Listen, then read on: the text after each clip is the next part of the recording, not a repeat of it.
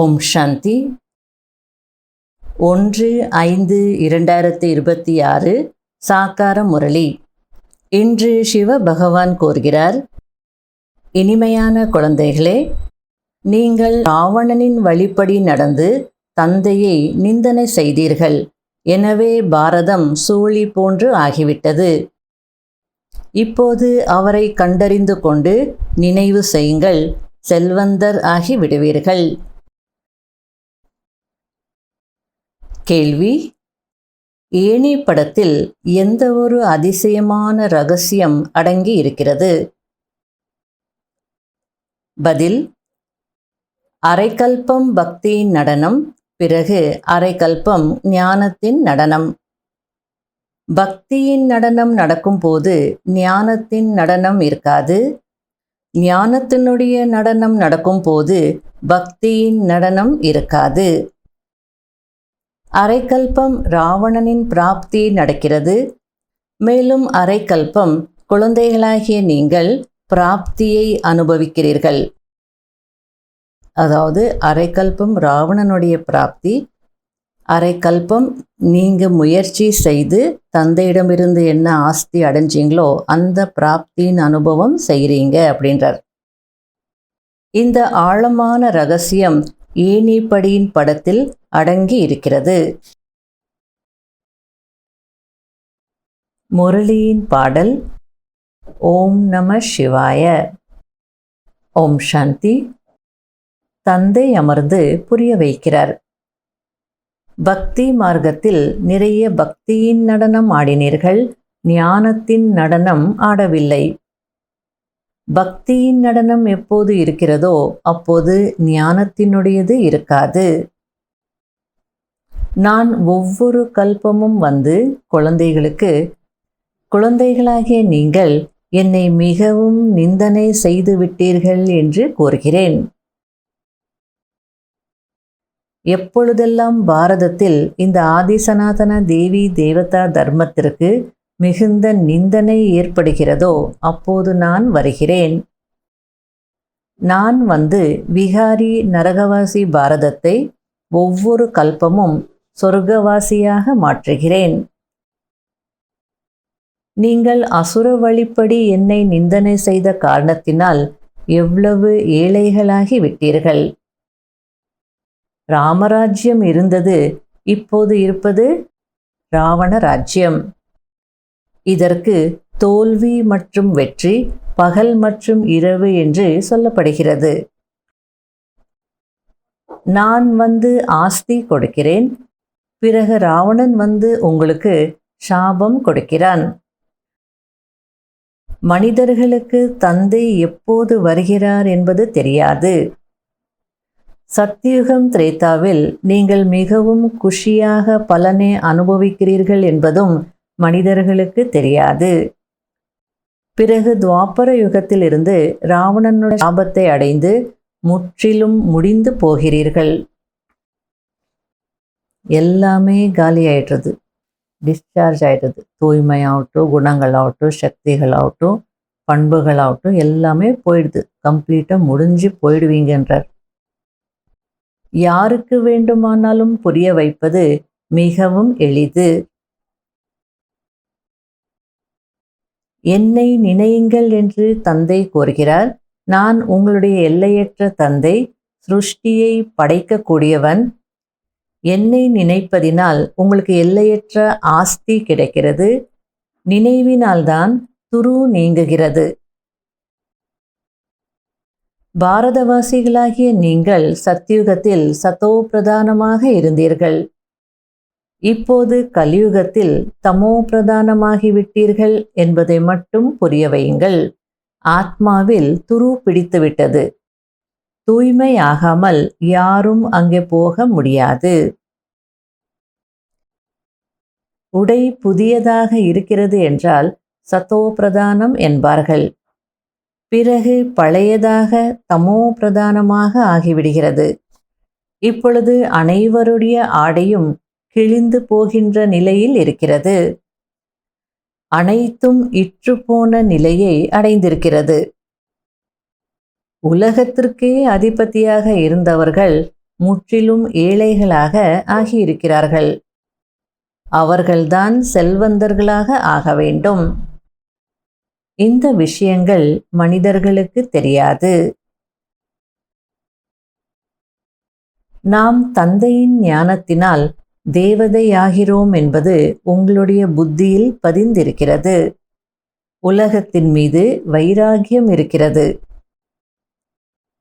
இந்த ஞானத்தின் மூலமாக தான் நம்ம தேவதை ஆகிறோன்றது புத்தியில நல்லா பதிஞ்சிடுச்சுன்னா பழைய உலகத்தின் மீது வைராகியம் இருக்கும் தானே. அரைக்கல்பம் பிரம்மாவின் பகல், அரைக்கல்பம் பிரம்மாவின் இரவு என்று பாடப்பட்டிருக்கிறது.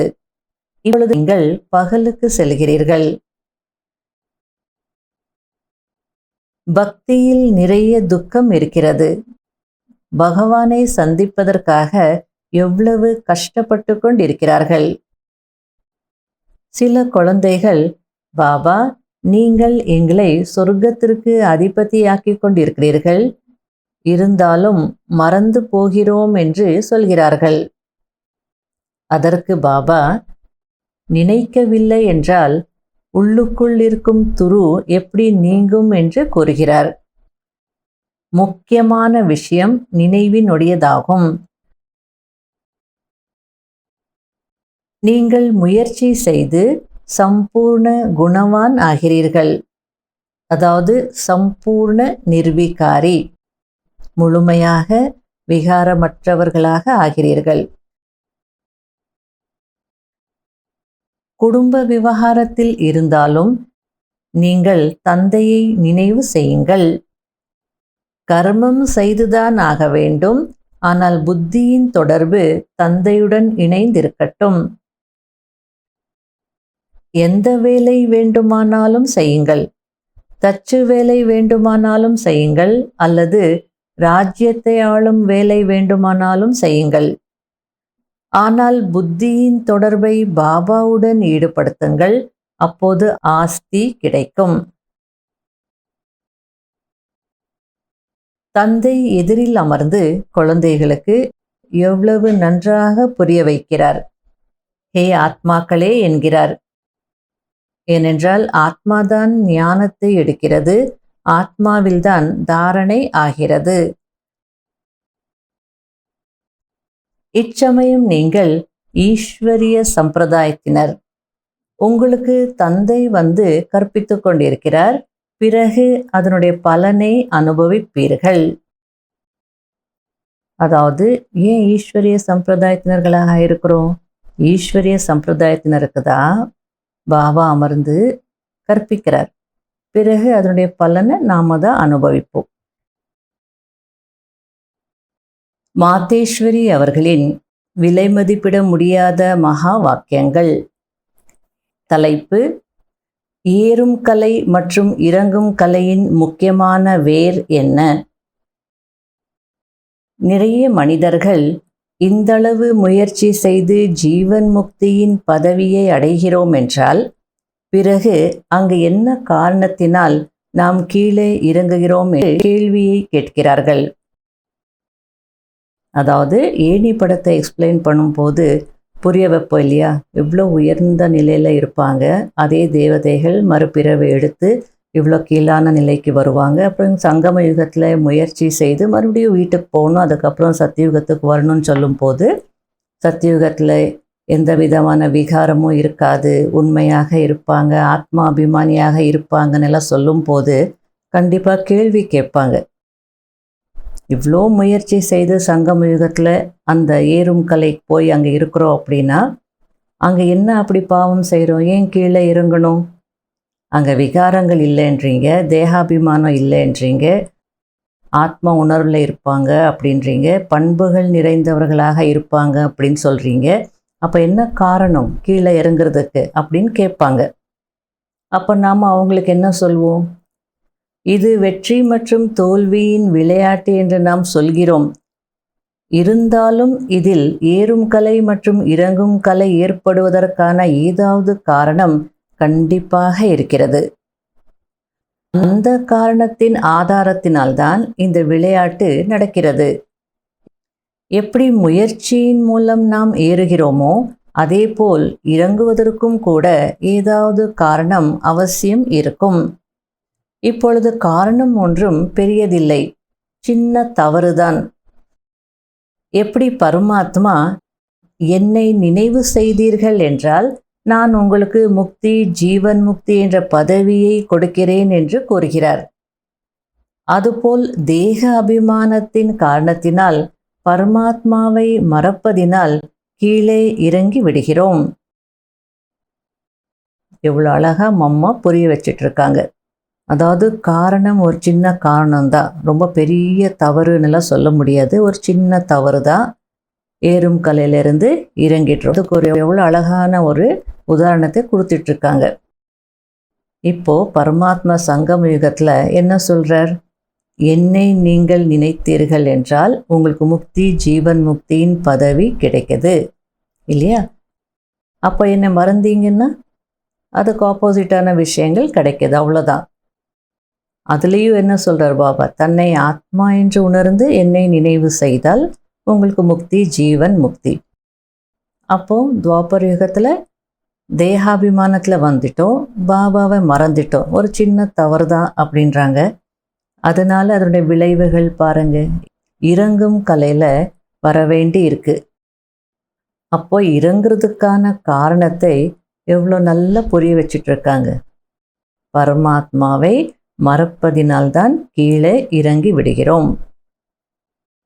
சரி, பரமாத்மாவை மறந்ததுனால அப்புறம் என்ன நடக்குது? பிறகு வாம மார்க்கத்தில், அதாவது விகார மார்க்கத்தில் சென்று 5 விகாரங்களில் சிக்கிக்கொள்வதினால் துக்கத்தை அனுபவிக்கிறோம். இது நம்முடைய தவறே தவிர படைப்பவரின் தோஷம் அல்ல. அப்போ நம்ம அவங்களுக்கு இப்படி புரிய வைக்கணும். ஆத்மாவில் சக்தி இருக்கும், அதை யூஸ் பண்ணிகிட்டே இருக்கிறோம், தவறு செய்யலை, ஆனாலும் யூஸ் பண்ணுறோம். அப்போ அந்த சக்தி, எனர்ஜி குறையும் தானே. அப்போ குறையும் போது தேகாபிமானத்தில் வந்துடுவோம். 2 எக்ஸ்ட்ரீம்ஸ் ஆகிடும். சாந்தி அசாந்தி ஆயிடுறது, அன்பு மோகமாக மாறிடுறது, பணிவு அகங்காரமாக மாறிடுறது, தேவைகள் பேராசையாக மாறிடுறது. அப்போ துக்கத்தை அனுபவிக்கிறோம் அப்படின்றது புரிய வைக்கணும். இதில் பரமாத்மா என்ன செய்வார்? நம்முடைய தவறை தவிர படைப்பவரின் தோஷம் எதுவும் இல்லைன்னு புரிய வைங்க. ஆனால் மனிதர்கள் சுகதுக்கத்தை கொடுப்பது பரமாத்மா தான் என்று சொல்கிறார்கள். இவ்வாறு சொல்வது முற்றிலும் தவறாகும். தந்தை சுகத்தை படைக்கிறாரே தவிர துக்கத்தை அல்ல. மற்றபடி உயர்ந்த கர்மத்தினால் நாம் சுகத்தை பெறுகிறோம், மேலும் கீழான கர்மத்தினால் துக்கத்தை அனுபவிக்கிறோம். அதாவது நல்ல செயல்களுக்கான பலன் மற்றும் தவறான செயல்களுக்கான தண்டனை பரமாத்மா மூலம் அவசியம் கிடைக்கிறது. அதாவது பரமாத்மா யாருக்கும் துக்கம் கொடுப்பதில்லை, ஆனால் பரமாத்மா மூலம் அந்த மாதிரி ப்ரோக்ராம் செய்யப்பட்டிருக்கு. தர்மராஜ் மூலம், ட்ரிபுனல் மூலம் கர்மங்களுடைய கணக்கை பார்த்து அவங்களுக்கு சுகமோ துக்கமோ கிடைக்கிற மாதிரி இறைவன் செய்வார். அதற்காக அவர் துக்கத்தை கொடுக்குறார் அப்படின்னு சொல்ல முடியாது அப்படின்னு சொல்லிட்டுருக்காங்க. ஆனால் சுகம் துக்கம் இரண்டுமே பரமாத்மா தான் கொடுக்கிறார் என்று சொல்ல முடியாது.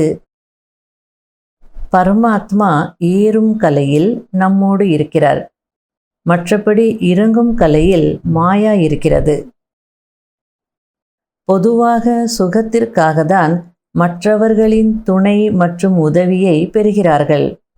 மற்றபடி துக்கத்தை பெறுவதற்கு யாரும் யாருடைய உதவியும் பெறுவதில்லை. இவ்வளோ அழகாக புரிய வச்சிட்ருக்காங்க. ஜாலியாக இருக்கணும், சுகமாக இருக்கணும் அப்படின்னா மற்றவங்களுடைய துணை தேவைப்படுது. வாங்க துக்கத்தை அனுபவிக்கலாம் எல்லாரும் சேர்ந்து அப்படின்னு யாராவது சொல்லுவாங்களா? இல்லை துக்கத்தை அனுபவிக்கிறதுக்கு யாருடைய துணையாவது தேடுவாங்களா? மற்றபடி எப்படி எப்படி கர்மம் செய்கிறோமோ அதற்கேற்ற ரிசல்ட் கிடைக்கிறது. எனவே இந்த நாடகத்திற்குள் சுக துக்கத்தின் விளையாட்டு தன்னுடைய கர்மங்களின் ஆதாரத்தில் இருக்கிறது. இதுதான் கீ பாயிண்ட். ஆனால் தாழ்ந்த புத்தியுடைய மனிதர்கள் இந்த ரகசியத்தை தெரிந்து கொள்வதில்லை. நல்லது. ஓம் சாந்தி. நல்லது. இனிமையிலும் இனிமையான தேடி கண்டெடுக்கப்பட்ட செல்ல குழந்தைகளுக்கு மாத்பிதா பாப் தாதாவின் அன்பு நினைவுகள் மற்றும் குட் மார்னிங். ஆன்மீக குழந்தைகளுக்கு ஆன்மீக தந்தையின் நமஸ்காரம். கடைபிடிக்க வேண்டிய முக்கியமான சாராம்சம். முதல் பாயிண்ட், முயற்சி செய்து சம்பூர்ண குணவான் ஆக வேண்டும். கர்மம் எதுவாக இருந்தாலும் தந்தையின் நினைவில் இருந்து செய்ய வேண்டும். எந்த விக்கர்மமும் செய்யக்கூடாது. ரெண்டாவது பாயிண்ட், இந்த பழைய ஆடை அதாவது உடல் இற்று போய்விட்டது. இதன் மீது இருக்கும் பற்றுதலை நீக்கிவிட வேண்டும். ஆத்மாவை சதோப்பிரதானமாக ஆக்குவதற்கு முழுமையிலும் முழுமையான முயற்சி செய்ய வேண்டும். வரதானம். சதா அத்தீந்திரிய சுகத்தின் அனுபவம் செய்யக்கூடிய நிலையான அகண்ட சுயராஜ்ய அதிகாரி ஆகுங்கள். எந்த குழந்தைகள் சங்கம யுகத்தில் அத்தீந்திரிய சுகத்தின் ஆஸ்தியை சதா காலத்திற்கும் அடைந்து விடுகிறார்களோ, அதாவது யாருக்கு தந்தையின் உயில் மீது முழு அதிகாரம் இருக்கிறதோ அவர்கள் வில் பவர் உடையவர்களாக இருப்பார்கள். அதாவது பாபாவின் உயில் மீது யாருக்கு முழு அதிகாரம் இருக்கிறதோ அவங்க வில் பவர் உடையவர்களாக இருப்பார்கள் அப்படின்றார். அப்போது உயில் மீது அதிகாரம் யாருக்கு இருக்கும்? பாபாவுடைய குழந்தையாகி கட்டளைகளுக்கு கீழ்ப்படிந்தவராகி பாபாவுடைய காரியத்தில் உதவியாளர்களாக யார் இருப்பாங்களோ அவங்களுக்கு தானே அந்த உரிமை கிடைக்கும். பாபாவுடைய பொறுப்பு என்னுடைய பொறுப்பு. அந்த பொறுப்புகளை நம்ம சரியாக செய்தால் அப்போ பாபாவுடைய ஆஸ்தியில் நமக்கு உரிமை இருக்குது, அல்லது அவருடைய வில் அல்லது உயிரின் மீது அதிகாரம் இருக்கும். அதனால யாருக்கு அந்த வில் மீது அதிகாரம் இருக்கோ அவங்க தான் வில் பவர் உடையவர்கள், மனோபலம் உடையவர்கள் அப்படின்றார். அவர்களுக்கு உடைப்படாத அத்தீந்திரிய சுகத்தின் அனுபவம் ஏற்படும். நிரந்தரமாக அவங்களுக்கு அத்தீந்திரிய சுகத்தின் அனுபவம் ஏற்பட்டுட்டே இருக்கும். இப்படிப்பட்ட வாரிசுகள், அதாவது சம்பூர்ண ஆஸ்திக்கு அதிகாரிகள்தான் எதிர்காலத்தில் நிலையான அகண்ட சுயராஜ்யத்தின் அதிகாரத்தை அடைகிறார்கள். ஸ்லோகன். எங்கு என்னுடையது என்பது வருகிறதோ அங்கு புத்தி திரும்பி விடுகிறது. அதாவது செய்விக்கிறவர் பாபா, நான் செய்கிறேன், அல்லது நான் ட்ரஸ்டி, நான் நிமித்தமாக இருக்கிறேன், எல்லாமே பாபாவினுடையது. இப்படி நினைக்கும் போது புத்தி ஒழுங்காக வேலை செய்யும். என்னுடையதுன்னு வந்தது அப்படின்னா புத்தி மாறிடுறது. திரும்பிடுறதுன்னு என்ன? மாறிடுறது. அகங்காரம் வந்துடுறது, திமிரு வந்துடுறது. அப்போ புத்தி அப்பவித்திரமாக மாறிடுறது, அசுத்தமாயிடுது. அவ்வியக்த சமிகை. நேரத்தின் அனுசாரம் இப்பொழுது சதா ஆடாத அசையாத அனைத்து பொக்கிஷங்களிலும் நிறைந்தவராக ஆகுங்கள். கொஞ்சம் ஆடிவிட்டாலும் அனைத்து பொக்கிஷங்களின் அனுபவம் ஏற்படாது. தந்தையின் மூலம் கிடைத்திருக்கும் பொக்கிஷங்களை நிலையாக வைத்துக் கொள்வதற்கான சாதனம் சதா ஆடாத அசையாத நிலையில் இருப்பதாகும். ஆடாத நிலையில் இருப்பதின் மூலம் சதா குஷியின் அனுபவம் ஏற்பட்டு கொண்டே இருக்கும். எப்படி அழியக்கூடிய செல்வம், பெயர், புகழ், கௌரவம், பதவி கிடைப்பதினால் குஷி அடைகிறார்கள் அல்லவா? இது அழியாத குஷி. ஆனால் இந்த குஷி ஆடாத அசையாத ஒரே சீரான நிலையில் இருப்பவர்களிடம்தான் இருக்கும். ஓம் சாந்தி.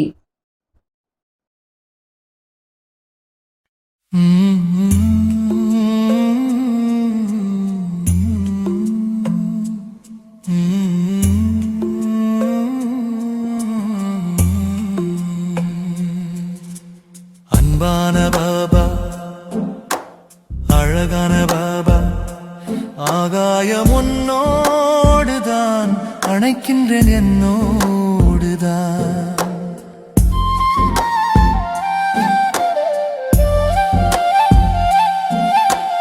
அன்பான பாபா, அழகான பாபா, ஆகாயம் உன்னோடுதான், அணைக்கின்றேன் என்னோடுதான். கலிகாலமாச்சு, கடைசியும் ஆச்சு, உன்னை விட்டு யாரை நினைப்பது?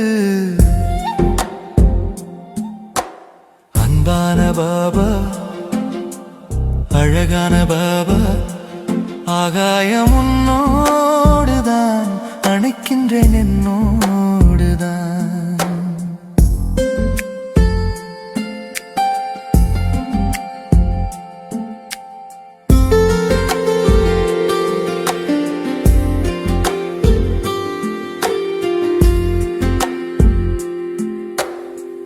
கண்ணுக்குள் நீராக, நெஞ்சுக்குள் நினைவாக, சொல்லுக்குள் சுவையாக வந்தாய் பாபா. இதயத்தில் இதமாக, இனிக்கின்ற சுகமாக, வாழ்வுக்கொரு வரமாக நின்றாய் பாபா. அன்பான பாபா, அழகான பாபா, ஆகாயம் உன்னோடுதான், அணைக்கின்றேன் என்னோடுதான்.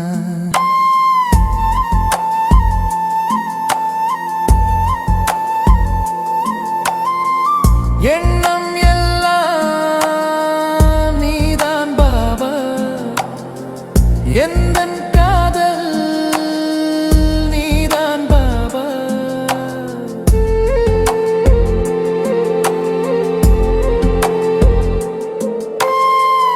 எண்ணம் எல்லாம் நீதான் பாபா, எந்தன் காதல் நீதான் பாபா. காயங்களும் நியாயங்களும் மாயச்சரம். அன்பான பாபா, அழகான பாபா, ஆகாயம் உன்னோடுதான், அணைக்கின்றேன் என்னோடுதான்.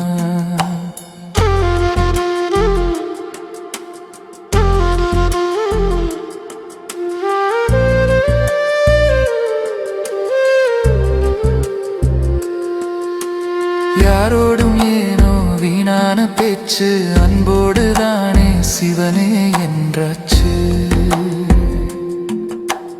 உன்னோடு மட்டும் குறையாது பேச்சு, குறையாது பேச்சு. யாரோடும் ஏனோ வீணான பேச்சு, அன்போடுதானே சிவனே என்றாச்சு. உன்னோடு மட்டும் குறையாது பேச்சு, குறையாது பேச்சு. அன்பான பாபா, அழகான பாபா, ஆகாயம் உன்னோடுதான், அணைக்கின்றேன் என்னோடுதான். கலிகாலம் ஆச்சு, கடைசியும் ஆச்சு, உன்னை விட்டு யாரே நினைப்பது? அன்பான பாபா, அழகான பாபா, ஆகாயம் உன்னோடுதான், அணைக்கின்றேன் என்னோடுதான். அன்பான பாபா, அழகான பாபா, ஆகாயம் உன்னோடுதான், அணைக்கின்றேன் என்னோடுதான், அணைக்கின்றேன் என்னோடு.